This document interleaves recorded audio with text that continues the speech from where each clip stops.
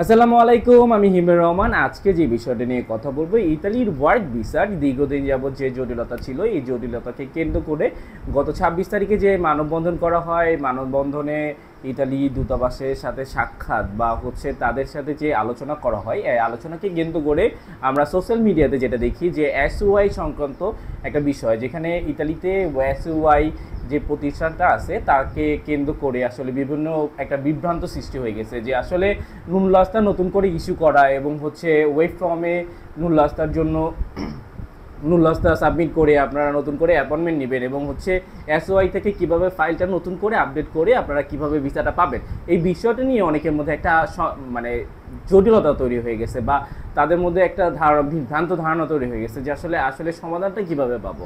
তবে গতকালকে আমরা যেটা দেখি যে ইতালি দূতাবাস থেকে যে একটা প্রতিশ্রুতি ছিল যে আপনাদের একটা নোটিশ দেওয়া হবে যে কিভাবে ইতালি থেকে ভিসাটা খুবই সহজে পাওয়া সম্ভব আর কিভাবে ভিসাটা দেওয়া হচ্ছে এই বিষয় নিয়ে আলোচনা করে বা তাদের মধ্যে যে একটা কনভারসেশন ছিল যে মানববন্ধন যারা করছে বা অংশগ্রহণ করছে তাদের মধ্যে থেকে যে ৬ জন প্রতিনিধি ইটালি অ্যাম্বাসি বরাবর যায় এবং তাদের সাথে যে একটা কনভারসেশন ছিল, এখানে অনেকগুলো প্রশ্ন ছিল যে বিএফএস এর বিরুদ্ধে কিছু প্রশ্ন ছিল বা অ্যাপয়েন্টমেন্ট কেন পাচ্ছে না এই বিষয় নিয়ে প্রশ্ন ছিল বা ফ্যামিলি ভিসা বা এখানে যেহেতু ফ্যামিলি ভিসার যারা ছিল তারাও অংশগ্রহণ করছে, তারপরে যারা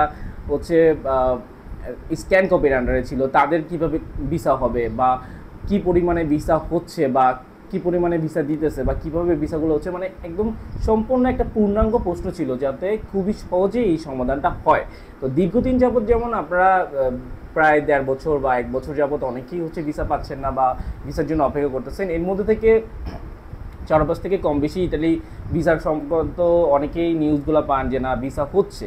তবে গতকালকে যে নোটিশটা ছিল বা অ্যাম্বাসি থেকে যে একটা কনভারসেশন হওয়া, এগুলো সোশ্যাল মিডিয়াতে ভাইরাল হয়েছে, আসলে তার প্রভাবটা কী পড়ছে।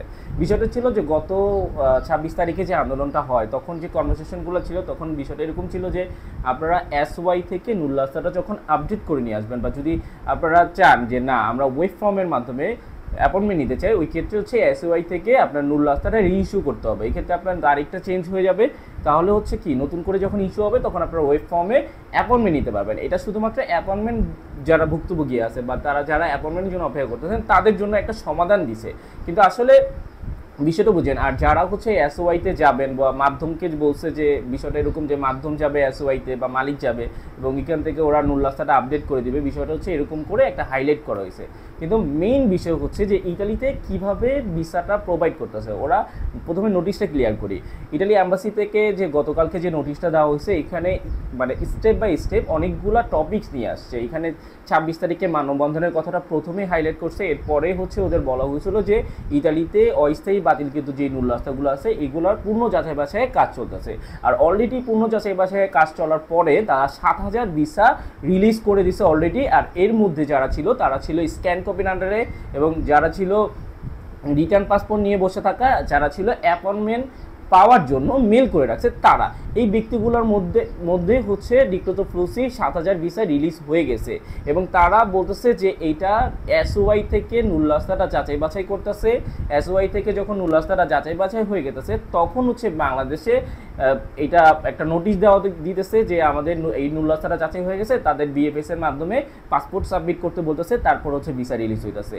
আর পাশাপাশি এটাও ওনারা বলছে যে একটা নুনলাস্তা যেটা এসওআই থেকে যাচাই বাছাই হয় না, এসওআই বলতে যারা ইতালিতে প্রেফুত্তরা বুঝেন, আসলে যে প্রত্যেকটা প্রভিন্সি যে প্রেফুত্তরগুলো থাকে তাদেরকেই বুঝেছে যে এসওআই থেকে যে নুনলাস্তাগুলো যখন যাচাই বাছাই হওয়া কিন্তু নুনলাস্তাটাই শুধুমাত্র ভিসা পাইতেছে, কিন্তু এমন একটা নুনলাস্তা যেখানে এসওআই থেকে যাচাই বাছাই হয় নাই, এই নুনলাস্তাগুলা বাংলাদেশ ইটালি অ্যাম্বাসি থেকে ভিসা রিলিজ করা তাদের কোনো ইখতিয়ার নাই।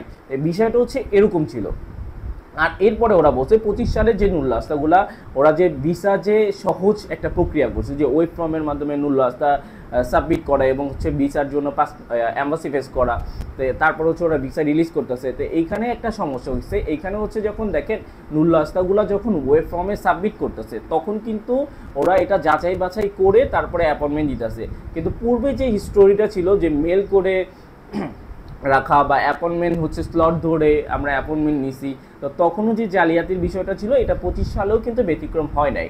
২৫ সালে ওয়েব ফর্মে ওরা একদম সুন্দর করে হাইলাইট করে বলছে যে ২৫ সালে যারা ভিসা রাডি মানে ভিসা অপেক্ষা করতেছে বা যাদের নুল্লাস্তাগুলো ইস্যু হয়েছে, তারা যখন ওয়েব ফর্মের মাধ্যমে অ্যাপয়েন্টমেন্ট নিতেছে, তাদের এই 25 সালে 70% মানে অলরেডি যেই নুল্লাস্তাগুলো ওয়েব ফর্মে জমা পড়ছে এগুলা 70%-এরও বেশি হচ্ছে কি আপনাদের জাল পড়ছে। তো এইগুলোও কিন্তু যাচাই বাছাই করার জন্য তারা ব্যস্ত হয়ে আছে, কারণ এগুলোর ভিসা রিলিজ করতে হবে, 23 সালে যে জটিলতা ছিল ওইটাও ভিসা রিলিজ করতে হবে, এই বিষয়গুলো ওরা হাইলাইট করছে। আর এছাড়াও বিএফএস গ্লোবালের বিরুদ্ধে অনেকেরই কিন্তু একটা মতামত ছিল যে তারা দুর্নীতির সাথে জড়িত বা অ্যাপয়েন্টমেন্ট বিক্রি করে বা বিভিন্ন বিষয়। এটা ওরা সুন্দর করে উপস্থাপন করছে যে বিএফএস গ্লোবাল শুধুমাত্র একটা মাধ্যম, এই মাধ্যম ছাড়া আর কিছুই না।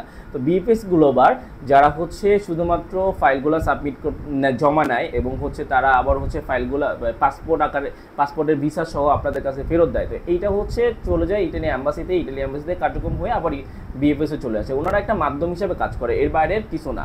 তো এখানে ওরা বলছে যে দেখেন এখানে আরেকটা বিষয় যে আপনাদের যে মিডিল ইস্টে যাদের ভিসা বাতিল হয়ে গেছিল বা যাদের ইটালিতে মানে অন্য ইটালি ভিসার আশায় অন্য দেশের ভিসা বাতিল হয়ে গেছে, তাদের জন্য তাদের সুবিধার জন্য তারা কিন্তু পাসপোর্টগুলো ফেরত দিয়ে দিয়েছে। তো এই বিষয়গুলো তারা ওইখানে বলছে এবং এইখানে যে নুল্লাস্তাগুলো একদম যাচাই বাছাই করে পর্যায়ক্রমে ভিসাগুলো হইতেছে, এই পূর্ণাঙ্গ বিষয়গুলো যে কীভাবে হচ্ছে এগুলো সুন্দর করে ওনারা বর্ণনা করছে, এর বাইরে আর কিছু বলে না। এখানে বিষয়টা আমার কাছে যেটা মনে হয়েছে এটা হচ্ছে যে গত 26 তারিখে মানববন্ধনের পরে তাদের মধ্যে যে একটা কনভারসেশন হয়েছিল 6 জন প্রতিনিধির সাথে, তাদের রিপ্লাইটা একদম কাগজে লিখিত আকারে দিছে। তবে অনেকের একটা ধারণা ছিল, অনেকে বলছে যে বলতেছে যে 2 মাসের মধ্যে ভিসা রিলিজ করে দিবে বা এই বিষয়টাও কিন্তু সোশ্যাল মিডিয়াতে ভাইরাল হয়েছে। তো এই সোশ্যাল মিডিয়াতে যে 2 মাসের মধ্যে ভিসা রিলিজ করে দিবে আসলেও কি সম্ভব কিনা এই বিষয়টা কিন্তু অনেকেরই জানার বিষয়।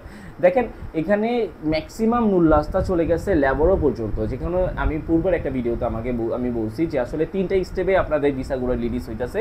যে প্রথমে হচ্ছে ওয়ান স্টপ শপ যেখানে এসইউআই ওনারা নুল্লাস্তা যাচাই বাছাই করতেছে, তারপরে লোকাল পুলিশ মালিককে তদন্ত করতেছে, তারপরে এটা ল্যাবরেটরিতে চলে গেছে, ল্যাবরেটরি থেকে ক্লিয়ারেন্স হওয়ার পরপরই হচ্ছে ভিসার জন্য ডাক আসতেছে।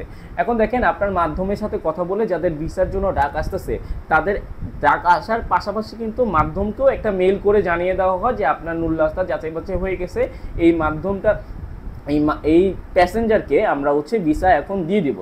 তো এইটা কিন্তু আপনার মালিকও অবগত থাকবে আপনার ভিসা পাওয়ার আগ মুহূর্তে বা হচ্ছে আপনার যখন পাসপোর্ট সাবমিট করার আগ মুহূর্তে আপনার মালিকও কিন্তু এই বিষয়টা জানবে। তো উনিও আপনাকে জানাবে যে কখন আপনার ভিসাটা হবে, উনিও জানবে আপনিও জানবেন, দুইজনে একই সাথে জানবেন। বিষয় হচ্ছে এইটা। তবে অনেকে বলতেছে যে মাধ্যমকে তাহলে আমরা কি বলবো, মাধ্যমে আসলে বিষয়টা হচ্ছে মাধ্যম আবার এর মধ্যে আজকে যে গতকালকে থেকে একটা গুঞ্জন হইতেছে যে মাধ্যম চাইলেই হচ্ছে যদি এসইউআইতে যাওয়ার পরে হচ্ছে ভিসা পাবে। আসলে এসইউআইতে যাওয়া খুব সহজ না, এত সহজ না। তবে আমার দেখা হচ্ছে অনেক ভাই যারা হচ্ছে একটা ভালো কমার্শিয়াল স্তরে ধরার পরে উনি হচ্ছে পেপুতরা গেছে, যাওয়ার পরে ওনার ডকুমেন্টগুলো মানে আবার সাবমিট করছে বা হচ্ছে যদি কোনো গ্যাপ থাকে তাহলে হচ্ছে ওগুলা কমপ্লিট করে দিয়ে আসতেছে, সাথে সাথে হচ্ছে ভিসা ক্লিয়ারেন্সের একটা পর্যায়ে চলে আসতেছে। অনেকেই হচ্ছে মেল করে রাখছে, পেপুতরা বরাবর যখন মেল করে তখন ওইখান থেকে একটা রিপিট মেল আসতেছে যে এরকম যে আপনার নুল্লাস্তাগুলো আমরা যাচাই বাছাই করে ফেলছি, এটা ল্যাবরেটরিতে পাঠানো হয়েছে, ওইখান থেকে যখন ক্লিয়ারেন্স হয়ে যাবে তখন আপনাদের ভিসা হয়ে যাবে। বিষয়টা হচ্ছে এরকম। তো পেপুতরা যে কাজ হবে বা না হবে বিষয়টা এরকম না, কাজ অবশ্যই হবে। যদি আপনারা যোগাযোগ করা সম্ভব হয় তাহলে যোগাযোগ করেন। আর এসওয়াই থেকে নুল্লাস্তাটা পূর্ণ যাচাই বাছাই হওয়ার আগ পর্যন্ত ভিসা হবে না। তবে যারা হোটেল ট্যুরিজমের আন্ডার আছে বা তাদের জন্য সবথেকে বড় সুখবর হচ্ছে হোটেল ট্যুরিজমে কিন্তু ম্যাক্সিমাম ভিসা রিলিজ হয়ে গেছে, যেমন ফলিকোজনার পাশাপাশি হচ্ছে এই যে আজকে যেমন দেখলাম যে তোরন্ততে ভিসা ক্লিয়ার হয়েছে। যাই হোক, ভালো থাকবেন, সুস্থ থাকবেন, আসসালামু আলাইকুম।